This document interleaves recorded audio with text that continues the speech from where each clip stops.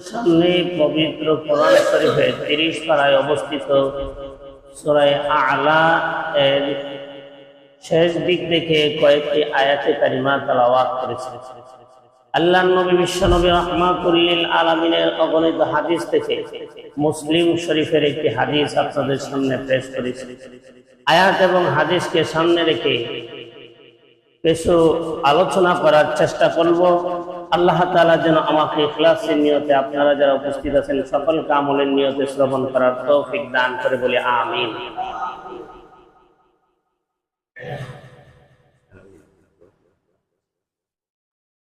আমি আপনাদের সামনে যে আয়াতে কারিমা তেলাওয়াত করেছি, এই আয়াতের ভিতরে আল্লাহ তাআলা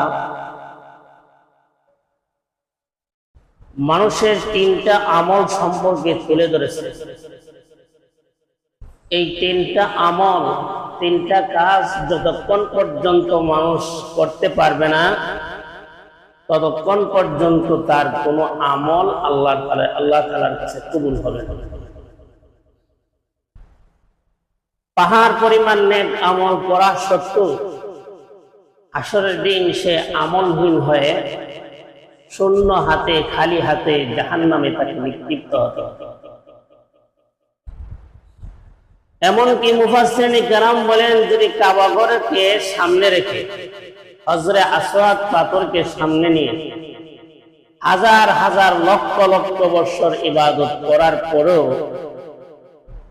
হাসরের দিন সে ইবাদতহীন, অর্থাৎ আল্লাহর কাছে সে কোনো ইবাদত করছে বলে গণ্য হবে না। এমন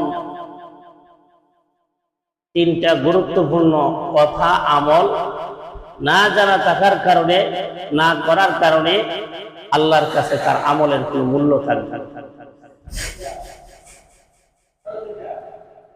হাদিস শরীফে আল্লাহ রাসূল সাল্লাল্লাহু আলাইহি সাল্লাম থেকে হযরত জাবির রাদিয়াল্লাহু তাআলা আনহু বর্ণনা করেন, আন জাবির রাদিয়াল্লাহু তাআলা আনহু قال, হযরত জাবির রাদিয়াল্লাহু তাআলা আনহু থেকে বর্ণিত, তিনি বলেন, قال রাসূলুল্লাহ সাল্লাল্লাহু আলাইহি ওয়াসাল্লাম, আল্লাহ রাসূল সাল্লাল্লাহু আলাইহি সাল্লাম ইরশাদ করেন, ইন্নাল্লাহা লা ইয়ানজুরু ইলা সুওয়ারিকুম ওয়া আমওয়ালিকুম, নিশ্চয় আল্লাহ তাআলা তোমাদের চেহারা, সুরত, গঠন, শরীরের স্বাস্থ্য, এই সৌন্দর্যের দিকে আল্লাহ তাআলা লক্ষ্য করেন।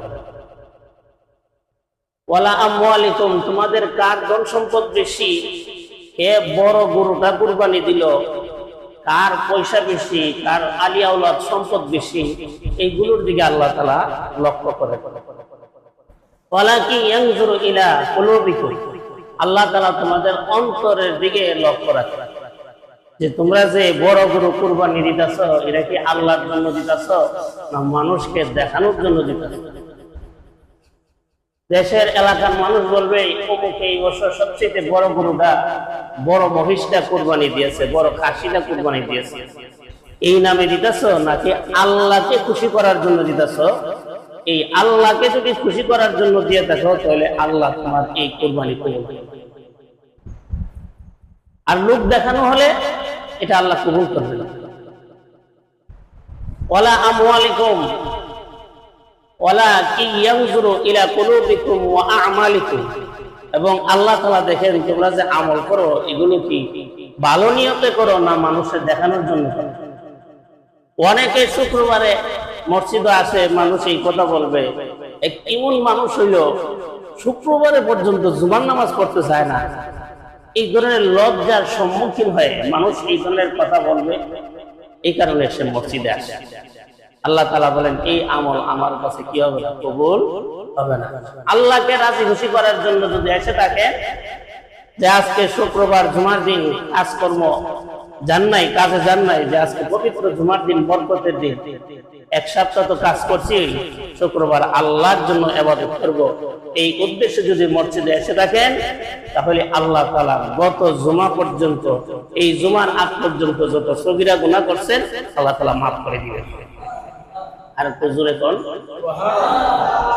কারণ এক সপ্তাহের গুনাহ এক জুমা থেকে আরেক জুমা পর্যন্ত কেউ যদি সগীরা গুনাহ সেই পরিমাণ করো, পাহাড় পরিমাণ করো গুনাহ যদি করে সগীরা গুনাহ, এই শুক্রবার জুমার নামাজ পড়ার কারণে আল্লাহ তাআলা এক সপ্তাহের গুনাহ মাফ করে দিবেন। কিন্তু কবিরা গুনাহ তওবা ছাড়া মাফ হয় না। তাহলে আমল করতে হবে আল্লাহকে রাজি খুশি করার জন্য, অন্তরের নিয়ত রাখতে হবে আল্লাহকে রাজি খুশি করার জন্য। আমি ভূমিকা না টেনে সরাসরি আলোচনায় চলে যাচ্ছি, কারণ সময় কম, আলোচনা অনেক বেশি। আল্লাহ পাক বলেন, قد أفلح من تزكى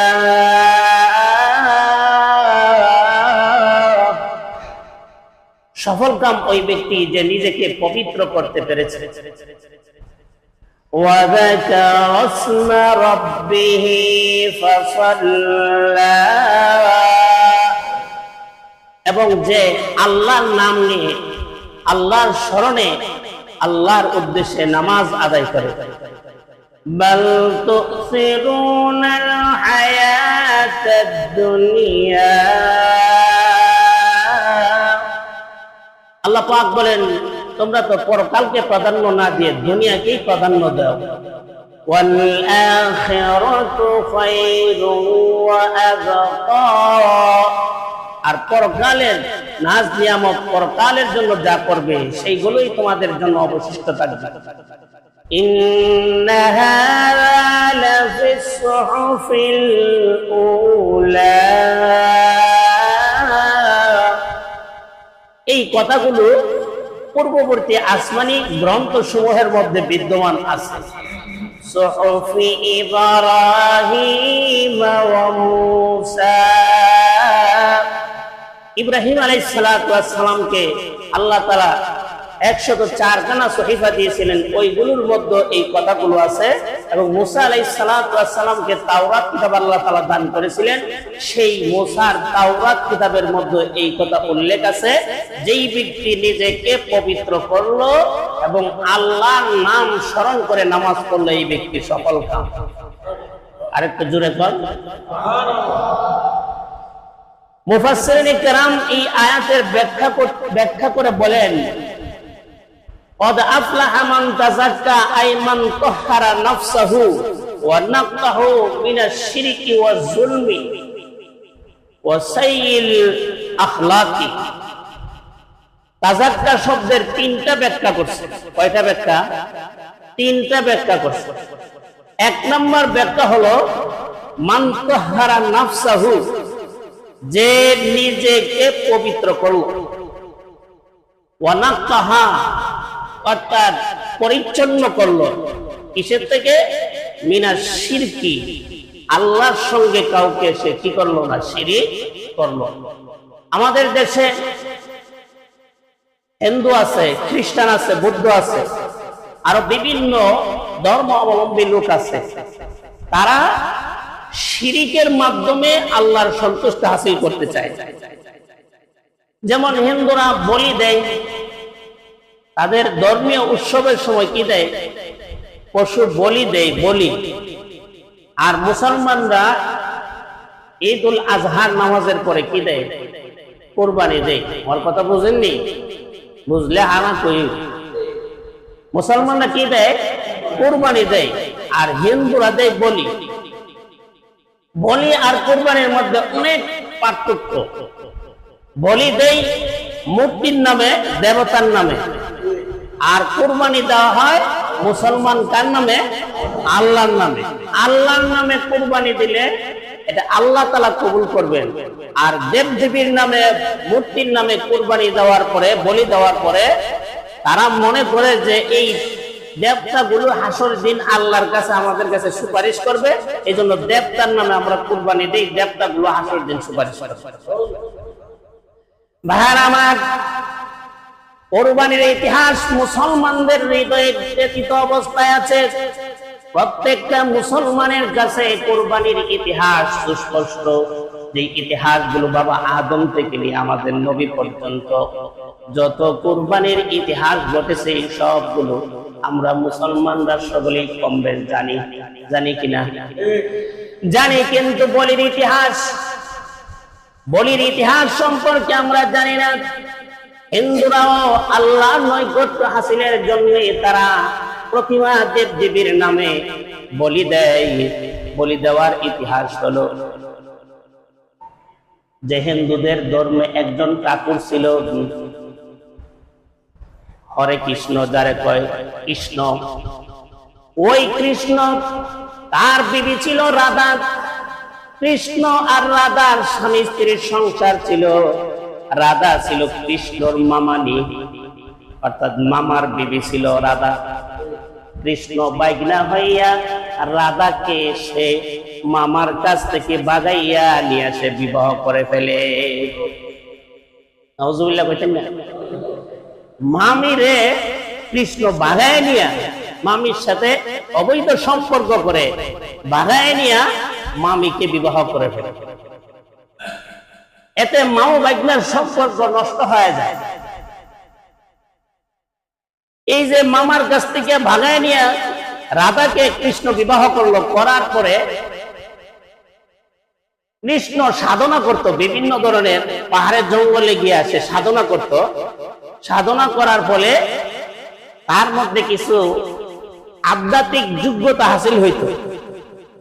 যেমন আমাদের মুসলিম সমাজে পীর মাশায়েখ তার আধ্যাত্মিক কিছু সাধনা করার পরে তাদের আমলের মধ্যে স্ফীত হয় এবং বিভিন্ন কেরামত দেখাইতে পারে। ঠিক তদ্রূপভাবে হিন্দু ধর্মে কিছু সাধনা করার পরে তারা কিছু এরকম আশ্চর্য ধরনের কিছু ঘটনা দেখাইতে সক্ষম হয়। এটা কাফের হোক অথবা মুসলমান হোক, সাধনা করার ফলে আল্লাহ তাআলা উভয়জনকে দান করে। কৃষ্ণ দূরবর্তী এক জঙ্গলে গিয়া সাধনা করত। তো রাধা কৃষ্ণরে বিশ্বাস করত না, কারণ তার চরিত্র খারাপ। কৃষ্ণর কি খারাপ? চরিত্র জঘন্য খারাপ। এই খারাপ চরিত্রের কারণে রাধা তারে বিশ্বাস করত না, কারণ সে আরেক মহিলার সঙ্গে প্রেম প্রীতি করতে পারে। প্রতিদিন যখন সে সাধনা করার জন্য যায়, তো রাধা বলতেছে, তুমি প্রতিদিন কোথায় যাও? আমি সাধনা করতে যাই। আমি বিশ্বাস করি না। কোথাইলে লও আমার সাথে, আমি কোথায় গিয়ে সাধনা করি দেখ। রাধা রাজি হইল, যাবে। কৃষ্ণ বললে, আসলে তো তুমি ওখানে গিয়ে ভয়ে থাকতে পারবে না জঙ্গলের ভিতরে, তুমি আসলে বুঝতে পারতেছো না, আমাকে ভুল বুঝতেছো। তো ভুল বুঝাবো যে এগুলো বাদ দেন, আমি যাবো, আপনি কোথায় যান দেখতে। যেতে যেতে রাস্তার মধ্যে অন্ধকার হয়ে গেছে, জঙ্গলে ঢোকার আগে অন্ধকার আচ্ছন্ন হয়ে গেছে। এখন রাধা ভয়ে আর জঙ্গলের ভিতরে যাইতে যাইতে ওই দিক দিয়া এক রাখাল, সে বিশাল বকরির বাহিনী নিয়ে রাখালি করতেছে এবং সে একটা পুরো ঘরের মধ্যে এই বকরিগুলো রাখে, সকালবেলা এগুলো মাঠে বিচরণ করায়। রাধা যখন ভয় পাচ্ছে, তখন কৃষ্ণ বলতেছে, তুমি যখন এখন যাইতে চাচ্ছ না, এখন আমি তোমাকে বাড়িতে কিভাবে নিয়ে দিয়ে আসবো? এক কাজ করি, তোমার বকরির ফালের সাথে তোমার বকরি বানাই দেওয়া যায়, হোটেলে অসুবিধা নেই, দেওয়া যায়। আর একজন নারী যদি একটা জীর্ণ শীর্ণ জায়গায়, যেখানে কোনো মানুষের বসবাস নাই, এখানে যদি একা থাকে, তার ইজ্জত এবং জানের নিরাপত্তার শঙ্কা। কৃষ্ণ বলার পরে রাধা রাজি হয়ে গেছে। কৃষ্ণ বিভিন্ন মন্ত্র পড়ে রাধারে ছাগি বানাইতে হয়ে গেছে। কি বানাইতে হয়ে গেছে? ছাগির বিশাল এই ছাগলের ফালের মধ্যে রাধারে ছাগি বানায়া কৃষ্ণ জঙ্গলে চলে গেছে। পরের দিন যখন সাধনা করে আসলো, আয়সা রাধারে আবার মানুষ বানাইল। বানানোর পরে রাধা এবার তার কাছে অভিযোগ করতেছে, আপনি আমার ছাগি বানাই দিয়ে গেছেন, এই বকরির ফালের মধ্যে যতগুলো ফাড়া ছিল সবগুলো আমার সঙ্গে অবৈধ সম্পর্ক করছে। পশুর সাথে অবৈধ মেলামেশা, এটা কোনো অবৈধ নয়, এটা বৈধ। নাকি পশুর বিবাহ সাথী আছে, এরার জন্য এটা বৈধ।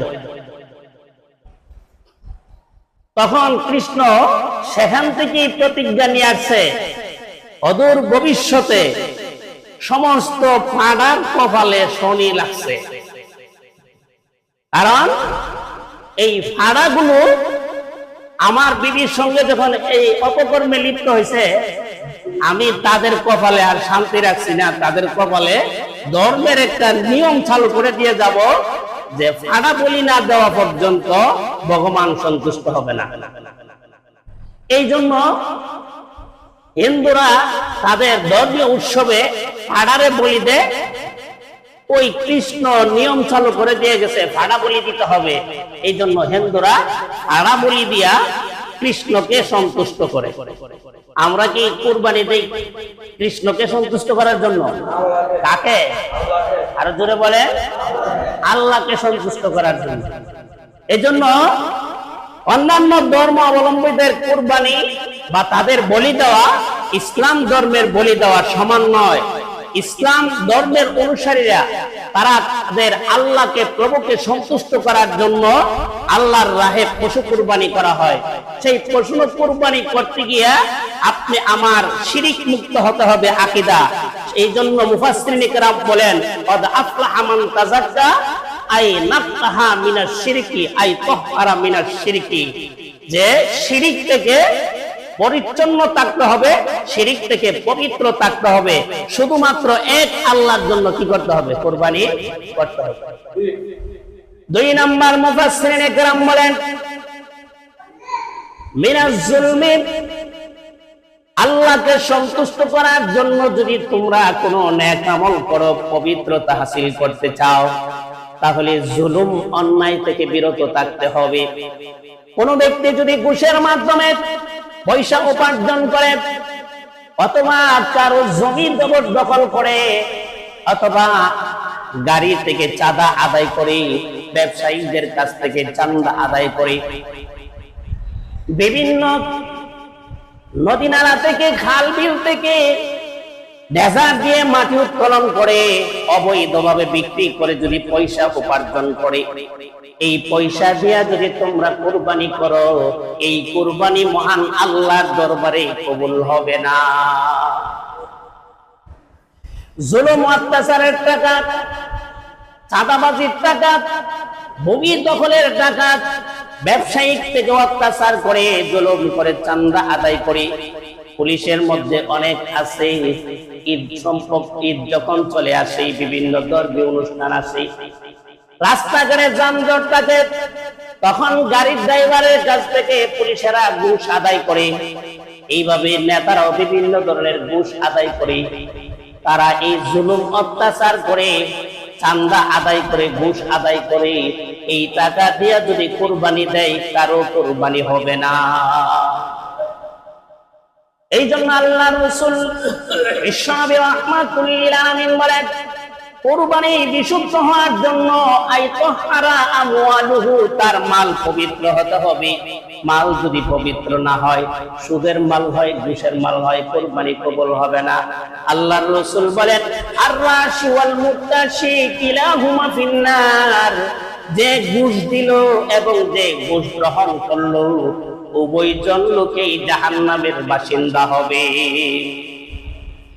আর সুদের সম্পৃক্ত ব্যক্তির সঙ্গে যদি আপনি কুরবানি দেন, বা সুদের সামান্য পরিমাণ টাকা দিয়েও যদি আপনি কুরবানি দেন, 1 টাকা যদি কিংবা 4 আনা পয়সাও যদি আপনার কুরবানির টাকার মধ্যে, পশুর টাকার মধ্যে যদি 4 আনা পয়সাও সুদের টাকে, ঘুষের টাকে আপনি একক শরীক যদি দেন, আপনার কুরবানি বাদ। অথবা আপনি 7 জনে মিলে শরীকে কুরবানি দিলেন, একজনের পয়সার মধ্যে যদি সামান্যতম এই হারাম পয়সা থাকে, আপনি আমার কুরবানি বাতিল হয়ে যাবে। কেন? আল্লাহ পাক বলছেন, মান নাক্কাহা মিনাশ শিরকি ওয়াজ যুলমি, যেই ব্যক্তি নিজের আত্মাকে পবিত্র করলো, নিজের পয়সাকে পবিত্র করলো, শিরিক, আল্লাহর নাম বাদ দিয়ে অন্যের নামে কুরবানি করলো না, এবং জুলুমের মাধ্যমে টাকা পয়সা উপার্জন করলো না, অত্যাচার, ট্যাক্স, বিভিন্ন ধরনের চাপিয়ে দেওয়া, ব্যবসায়ীদেরকে জোরপূর্বক ভাবে চাঁদা নিয়ে যাদের কাছ থেকে হারাম পয়সা উপার্জন করে, এইরকম হারাম পয়সা দিয়া যারা কুরবানি করলো না, তাদের কুরবানি সহি হবে। আর যারা এইরকম অপকর্ম করে, হারাম পয়সা ওই নদী থেকে অবৈধভাবে বালু উত্তোলন করে, ডেজার্ট দিয়ে বিক্রি করে, পয়সা উপার্জন করে, গাড়িওয়ালাদের কাছ থেকে চাঁদা আদায় করে, ব্যবসায়ীদের কাছ থেকে মারপিট করে চাঁদা আদায় করে, এই সমস্ত নেতারা বড় বড় পশু কুরবানি দেয়, কারো কুরবানি কবুল হবে না। কেন? তাদের মাল হালাল না হারাম? আরো জোরে বলেন, হারাম। সুদখোরের মাল যেরকম হারাম, ওই চাঁদাবাজের মাল সেই রকমই হারাম। ঘুষখোরের মাল যেই রকম হারাম, রাস্তাঘাটে পুলিশে ব্যারিকেড দিয়ে ড্রাইভারদের কাছ থেকে অবৈধভাবে চাঁদা আদায় করার মাল ওই রকম হারাম। এইরকম হারাম পয়সা উপার্জিত সুদখোর ঘুষখোর হারামখোরদের সঙ্গে কোরবানি দিলে আপনার কোরবানি বাতিল হয়ে যাবে, এটা আল্লাহর কাছে কবুল হবে। এরপরে আল্লাহ রাসূল বলেন, মান তাহারা নাফসাহা, যেই ব্যক্তি তার নিজেকে আত্মাকে পবিত্র করলো, ওয়া নাকাহা পরিচ্ছন্ন করলো, মিনাশ শিরকি শিরিক থেকে, ওয়া যুলমি জুলুম থেকে। 3 নম্বর আল্লাহর রাসূল বলেন, ওয়া সাইয়িল আখলাকি খারাপ চরিত্র থেকে, যেই ব্যক্তি নিজেকে পবিত্র করলো। অনেক মানুষের আছে চরিত্র খারাপ, তাদের আচার ব্যবহার খারাপ, চরিত্রহীন মানুষ, যারা মানুষের সঙ্গে ভালো ব্যবহার করে না, মানুষকে অবজ্ঞা করে, লাঞ্ছিত করে, অপমান করে, হিংসা করে, প্রতিবেশীর সঙ্গে পরস্পর মারামারি দ্বন্দ্ব লাগায়া দেয়, আরেকজনের চরিত্র নষ্ট করে। এই রকম খারাপ চরিত্রের লোকগুলোর ইবাদত আল্লাহর কাছে কবুল হবে না। নাউজুবিল্লাহ। খারাপ চরিত্রের লোকদের ইবাদত, খারাপ চরিত্র খারাপ হওয়ার কারণে তাদের আমল আল্লাহর কাছে কবুল হয় না। এই হলো একটা ব্যাখ্যা। তাহলে আল্লাহ পাক বলছেন, কদ আফলাহা মান তাযাক্কা, যে নিজেকে পবিত্র করলো, নিজের মালকে পবিত্র করলো এবং নিজের আত্মাকে পবিত্র করলো, এই সমস্ত পবিত্রতা থেকে হাসিল হওয়ার পরে যদি সে ওয়াযাকারা রাসমা রাব্বিহি ফাসাল্লা, আল্লাহর নাম শুরু করে যখন ইবাদত বন্দেগী করবি, মহান আল্লাহ তার ইবাদতকে সঙ্গে সঙ্গে কবুল করবেন। এখানে আরেকটা ব্যাখ্যা আছে, মান তাযাক্কা, পবিত্র করা একটা হলো দেহ পবিত্র করা, আরেকটা হলো দেহের বাহিরে কিছু পবিত্রতা আছে। নামাজ পরিশুদ্ধ হওয়ার জন্য, নামাজ সহিহ হওয়ার জন্য নামাজের ভিতরে বাহিরে মিলাইয়া 13 ফরজ। কত ফরজ? আরো জোরে বলেন। নামাজের ভিতরে বাহিরে মিলিয়ে কয় ফরজ? বাহিরে 6 ফরজ। বাহিরে কয় ফরজ? 6 ফরজ। বাহিরের ফরজগুলিও আদায় করতে হবে, ভিতরের ফরজগুলিকে আদায় করতে হবে, তাহলে নামাজ সহিহ হবে। এবার আসুন বাহিরের ফরজগুলো কি? 1 নম্বর হলো শরীর পাক, 2 নম্বর কাপড় পাক, 3 নম্বর নামাজের জায়গা পাক, 4 নম্বর শরীরের ফরজ পরিমাণ জায়গা সতর ঢাকা, 5 নম্বর কিবলার দিকে মুখ হওয়া, 6 নম্বর 5 নম্বর কিবলামুখী হওয়া, 6 নম্বর নিয়ত করা। যদি নিয়ত বিশুদ্ধ না হয়, আপনি জোহরের নামাজ পড়তেছেন, আসরের নিয়ত করলেন, নামাজ হবে না। 1 নম্বর হলো শরীর পাক। শরীরকে মুফাসসিরিনে কেরাম ব্যাখ্যা করে বলছেন 2 জিনিস থেকে পাক রাখতে হবে। 1 নম্বর হলো শরীরের বাহ্যিক নাপাক, প্রস্রাব পায়খানা বিভিন্ন ধরনের নাপাকি শরীরে লেগে যাওয়া, এগুলো থেকে পাক করতে হবে। 2 নম্বর হলো শরীরকে শিরিক মুক্ত রাখতে হবে, অর্থাৎ বিশ্বাসকে আল্লাহর প্রতি, এক আল্লাহ, তিনি যে এক, তার সঙ্গে কাউকে শরীক রাখা যাবে না। এজন্য বাহ্যিক দৃষ্টি থেকে শরীরের নাপাকি থেকে পরিষ্কার হতে হবে, অন্তরের দিক থেকে শিরিক মুক্ত হতে হবে, তাহলে ইবাদত গ্রহণযোগ্য হবে। 1 নম্বর শরীর পাক, 2 নম্বর কাপড় পাক। কাপড়ের মধ্যে যদি নাপাকি থাকে, আপনার কাপড় নাপাক কাপড় নিয়ে নামাজ পড়লে নামাজ হবে না। এই জন্য কাপড়ের 2টা দিক, একটা হইলো বাহ্যিক নাপাক, আর একটা হইলো হালাল পয়সার কিনা হতে হবে। আপনি কাপড়ের মধ্যে কোনো নাপাক নাই, কিন্তু এই কাপড়টা কিনে আনছেন ঘুষের টাকা দিয়া, এই কাপড়টা ক্রয় করে আনছেন সুদের টাকা দিয়া, এই কাপড়টা ক্রয় করে আনছেন জুলুমের টাকা দিয়া, এই কাপড়টা ক্রয় করে আনছেন, ক্রয় করে আনেন না, আরেকজন থেকে চাঁদা আদায় করতে গিয়া জোর করে তার কাছ থেকে জামা নিয়ে আসছেন। এই জামা পরে নামাজ পড়লে কোনো লাভ হবে না। কাবা ঘরের সামনে দাঁড়ায় যদি আপনি নামাজ পড়েন, আপনার এই নামাজ পড়ে কোনো লাভ নাই, কারণ আপনার জামা সুদের টাকা, আপনার জামা ঘুষের টাকা, আপনার জামা অত্যাচার জুলুম, সরকারি জায়গা জায়গা দখল করে এই সমস্ত হারাম পয়সা উপার্জিত হওয়ার কারণে আপনার এই শরীরে নাপাক জামার দ্বারা হারাম পয়সার জামা পরিধান করে, যদিও বাহ্যিক দৃষ্টিতে দেখা যায় প্রস্রাব পায়খানা নাই, তারপরে এই জামা পরিধান করে নামাজ পড়লে নামাজ হবে না। 3 নম্বর হলো জায়গা পাক। এটা অত্যন্ত গুরুত্বপূর্ণ। জায়গার ক্ষেত্রে মসজিদের জায়গা যদি বা ঈদগাহের জায়গা কিংবা জানাজার মাঠের জায়গা যদি সামান্য পরিমাণ কারো জুলুমের অংশ থেকে থাকে, আমাদের দেশে বহু জায়গা আছে, কিছু লোক আছে গ্রামগঞ্জে বা শহরের বন্ধের নিজস্ব জায়গা নাই, সরকারি একটা খাসের জায়গা পাইছে, ওই জায়গাতে মসজিদ করে ফেলে। বলে সরকারে যদি আইসা দাবি করে, বলে আমরা সমাজের মানুষেরা এটা একটা মসজিদ করে নিছি আমরা ইবাদত করার জন্য। সরকারের পক্ষ থেকে অনুমতি না নিয়ে এই জায়গাতে মসজিদ করে, মাদ্রাসা করে, মক্তব করে যত ইবাদত করা হবে, একটা ইবাদত আল্লাহর কাছে কবুল হবে না। বরং যারা করেছে তাদের আমলনামায় জুলুম এবং জবরদখলের যত পাপ আছে তাদের আমলনামায় বর্তাবে।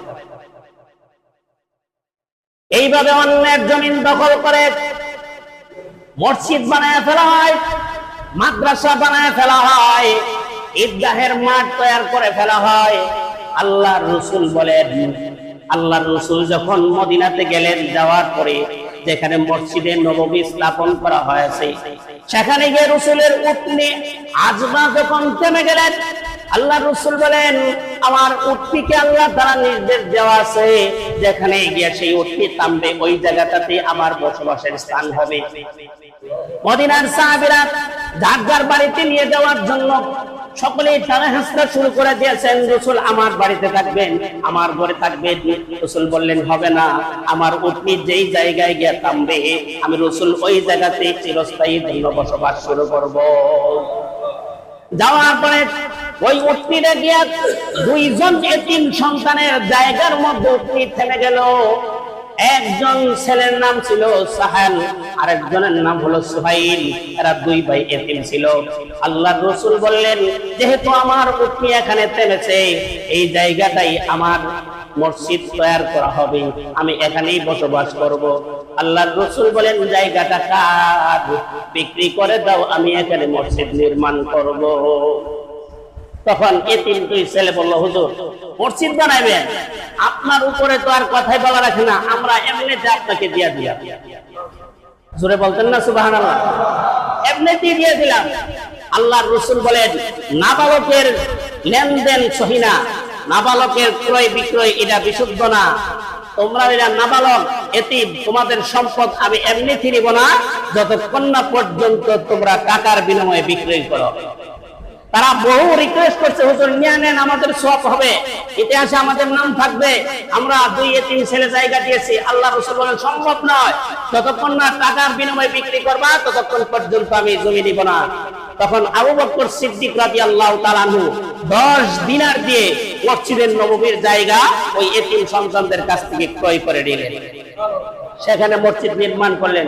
উসসিসা আলা তাকওয়া, মসজিদের জায়গা, ঈদগাহের জায়গা, জানাজার মাঠের জায়গা সম্পূর্ণ এটা ওয়াকফকৃত হতে হবে এবং এটা ভেজাল মুক্ত হতে হবে। যদি মসজিদের জায়গাতে 1 ইঞ্চি পরিমাণ অথবা ঈদগাহের জায়গাতে 1 ইঞ্চি পরিমাণ, জানাজার মাঠের জায়গাতে 1 ইঞ্চি পরিমাণ যদি জুলুম করে দখল করা হয়, আল্লাহর রাসূল বলেন, আসরের দিন এই জুলুমকারীদের, জবরদখলকারীদের গলার মধ্যে 7 তবক জমিন আল্লাহ তাআলা দুলাইয়ে দিবেন। এখন অনেক জায়গা, আমাদের দেশে অনেক জায়গায় এমন ঈদগাহ, মসজিদ, মাদ্রাসায় চলতেছে। তাহলে এটার ফলাফল কি? এটার ফলাফল হলো যারা জাইন না বুঝে ইবাদত করতেছে তাদের ইবাদত মাকরুহ হয়ে যাবে। ইবাদত পরিপূর্ণ সওয়াব পাবে না। জরুরতের কারণে শুধু আল্লাহর হুকুম আদায় হয়ে যাবে, ঈদগাহে নামাজ পড়ার কারণে, জামে মসজিদে নামাজ পড়ার কারণে যে বিশাল অঙ্কের সওয়াব পাওয়ার কথা ছিল, এই সওয়াব তাদের হাসিল হবে না। এটা একটা উদাহরণ দিলে বুঝবেন। এক লোকে নিয়ত করছে কুরবানি যে পাইছে, টাকা পয়সা নাই, নানার বাড়ি থেকে মামুর ঘর থেকে গরু চুরি করে লিয়েছে। কারণ শুক্রবারে ওয়াজ শুনছে কুরবানি করলে এক পশুর মধ্যে যতগুলো পশম থাকবো এই পরিমাণ সওয়াব তার আমলনামায় দেওয়া হইব।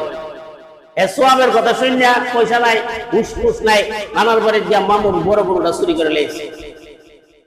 আনার সময় ফজরের সময় দেখতেছে ইমাম সাহেব হেতু গরু লয়ে যেতেছে। কিরে এই কই যাস? কইতে গরু লয়েছ? ও জানি যাতে আরো স্কুল ফেজ্জা লাগাইবেন আপনারা ফতোয়া দিয়া, এই কারণে আগেই এটা ঠিক করে রাখছে। কি ঠিক করে রাখছে? প্লাস গরু চুরি করা যে অপরাধ, কুরবানি দেওয়া আবার এরকম সওয়াব।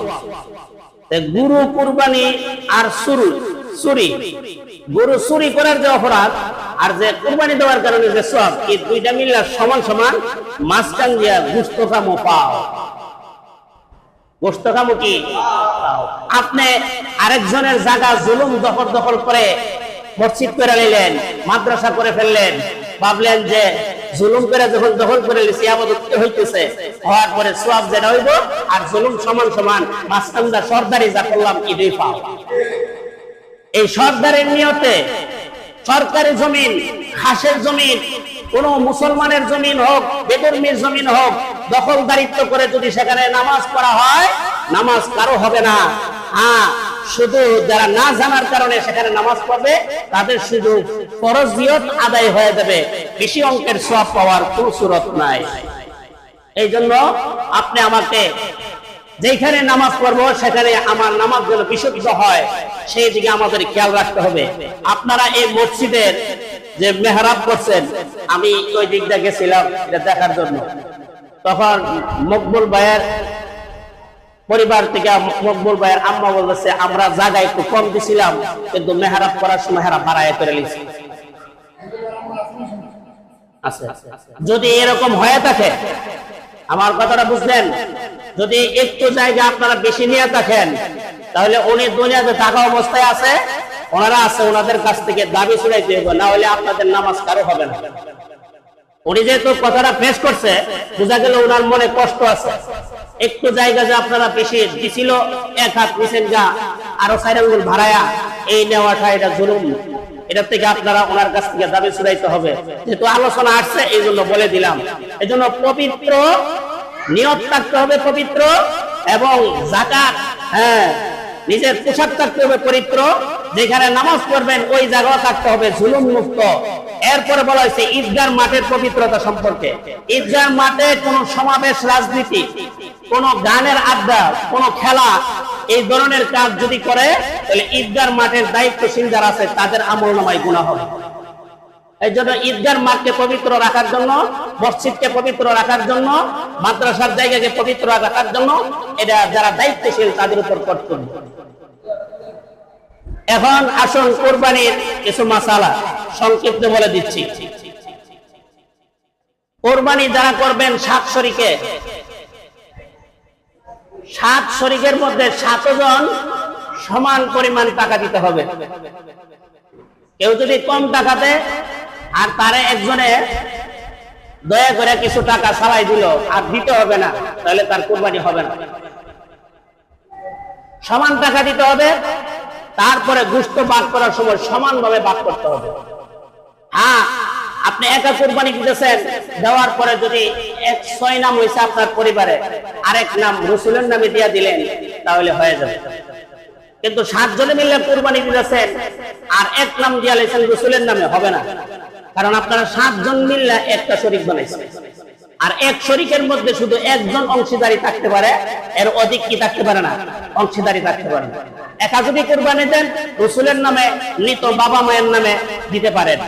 যদি দেন এটা নফলের সওয়াব পাবেন। অনেকে আছে নিজে পয়সা কামাই করে, তার উপর কুরবানি ওয়াজিব, সে নিজের নামে না দিয়া মা বাবার নাম দিয়া দেয়। অথচ মার উপর কুরবানি ওয়াজিব না, বাপের উপর কুরবানি ওয়াজিব না, সে মার বাপের নামে দিল, তাহলে তার জিম্মায় ওয়াজিব কুরবানির গুনাহ রয়ে যাবে। অনেকে আছে স্বামী কুরবানি দেয়, বিবি কুরবানি দেয় না। বিবিরও সম্পদ প্রচুর, যাকাতের নেশাব হয়ে গেছে। এখন স্বামী কুরবানি দেয়, বিবির কোনো কুরবানি নাই। স্বামীর উপর কুরবানি যেমন ওয়াজিব, বিবির উপরও কুরবানি ওয়াজিব। যদি ছেলে মেয়ের বালেক ছেলে মেয়ে যদি পর্যাপ্ত পরিমাণ সম্পদের মালিক হয় নিজস্ব, তার উপর কুরবানি ওয়াজিব। এখন পুরো ফ্যামিলি মিলে যদি আপনারা একটা পশু কুরবানি দিয়ে দেন, অথচ ছেলের বিবি আছে এবং ছেলে আছে, ছেলের বিবির 2-3 ভরি স্বর্ণ আছে, অথবা লাখখানেক টাকা তার এক্সট্রা আছে, এরকম ছেলের বউয়ের বা নিজের মেয়ের অথবা বিবির এই পরিবারের মধ্যে সকলেরই আলাদা আলাদা নেশাব পরিমাণ টাকা আছে, তাহলে সকলের নামে কুরবানি করতে হবে। এই ক্ষেত্রে আপনি যদি বিশাল বড় একটা পোষাইনা সকলের টাকা নিয়ে বিশাল বড় পোষাইনা কুরবানি দিয়ে দিলেন, তাহলে সর্বোচ্চ 7 জন দিতে পারলেন। আপনার পরিবারে আরো 3 জন লোক যে বাকি হয়ে গেল, তাদের নামে কুরবানি না হওয়ার কারণে তাদের জিম্মায় কুরবানি ওয়াজিব হওয়ার গুনাহ থেকে যাবে। এই জন্য ছেলে হোক মেয়ে হোক অথবা বিবি হোক স্বামী হোক, যার যার উপর কুরবানি ওয়াজিব হবে সকলেই দিতে হবে। যদি একজন না দেয় আরেকজনের নামে দিয়া দেয়, তাহলে নফল কুরবানি হবে। আপনি নিজের নামে না দিয়া, বিবির নামে না দিয়া, বাবার নামে দিয়া দিলেন মৃত বা রাসূলের নামে দিয়া দিলেন, এটা নফল কুরবানি হবে। কিন্তু আপনার আমার যে আমলনামায় ওয়াজিব কুরবানি রয়ে গেছে, সেটা আদায় হবে। আর আকিকার মাসালা, আকিকা হইল কেউ যদি আকিকা দিতে চায়, তাহলে সম্পূর্ণ একটা শরীর সে আকিকা দিতে পারবে। ছেলে হইলে 2 অংশের নাম নিতে হবে, 2টা নাম নিতে হবে। আর মেয়ে হইলে একটা নাম নিলে তার চলবে। আকিকার গোশত আর কুরবানির গোশত ভাগ বাটোয়ারার ক্ষেত্রে একই বিধান, একই রকম। নিজেও খাইতে পারবেন, আত্মীয় স্বজনকে দিতে পারবেন এবং মানুষকে দাওয়াত দিয়েও খাওয়াইতে পারবেন, গরিব মিসকিনকে দিতে পারবেন। এই হলো আকিকার মাসলা। আল্লাহ তাআলা আমাদেরকে যা কিছু আলোচনা করা হয়েছে সবগুলো আমল করার তৌফিক দান করুন। ওয়া মা আলাইনা ইল্লাল বালাগ।